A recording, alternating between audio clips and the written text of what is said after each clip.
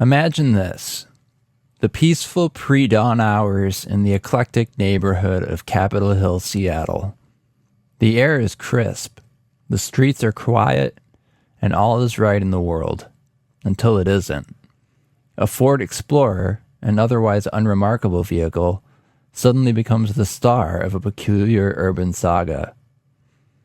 It was around 4 a.m., that most ungodly hour, when I first noticed the car. Two shadowy figures were huddled around it, engaged in what I could only assume was some nocturnal mechanical tinkering. As their activity grew louder, my sleep-deprived brain decided that a polite request for quiet was in order. This, as it turned out, was a rookie mistake. The duo responded with a menacing approach, and I, not eager to star in the latest crime statistics, swiftly retreated behind the comforting barrier of my apartment's locked gate. And thus began my 2-month vigil. The Ford Explorer remained a constant presence on my street, like a stubborn stain on the urban fabric. It never moved an inch, a monument to inertia and neglect. Occasionally, curious passers-by would peer into its windows, their expressions a mix of curiosity and bewilderment. Yet no one ever dared to open the doors. It was as if the Explorer had become an unofficial neighborhood exhibit, a piece of performance art titled Abandoned But Not Forgotten. Then one day, the plot thickened. Two individuals materialized, tools in hand, and in a move that would make any pit crew proud, removed the front passenger door in mere seconds. It was like watching a magic trick, except instead of applause, there was a sense of foreboding. The door was gone, just like that, leaving the car looking like a disheveled war veteran. The missing door marked the beginning of the end for our stationary friend. Soon after, a window was shattered, adding to the car's growing list of indignities. It wasn't long before the tow truck arrived, like a hearse for vehicles, and the Ford Explorer was unceremoniously hauled away, leaving behind an empty space and a lingering question. What on earth had just happened? In the grand tapestry of city life, this saga of the Ford Explorer might seem like a minor thread, but to me, it was a front row seat to the theater of the absurd. It was a reminder that in Seattle, even the most mundane objects can become the centerpiece of an unlikely adventure.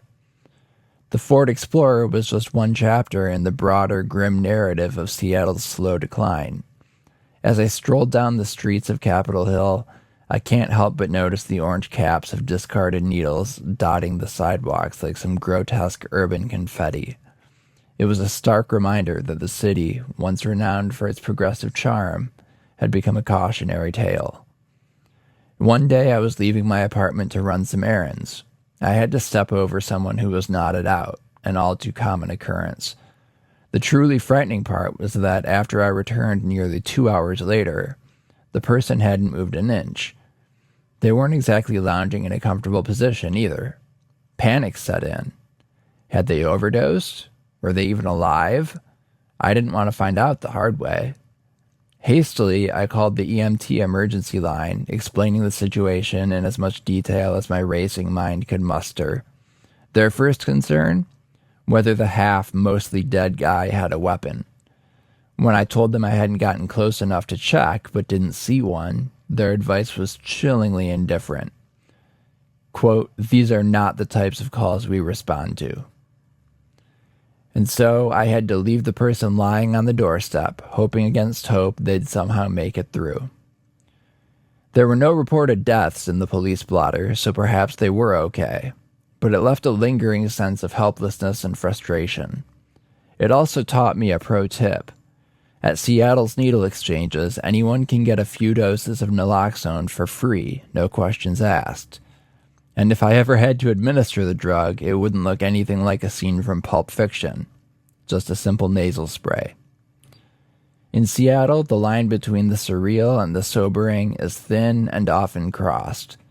The city, once a beacon of innovation and culture, now grapples with its own contradictions. As I navigate these streets, from abandoned cars to unconscious strangers, I can't help but feel like an unwilling participant in a tragic comedy, hoping for a plot twist that brings a happier ending.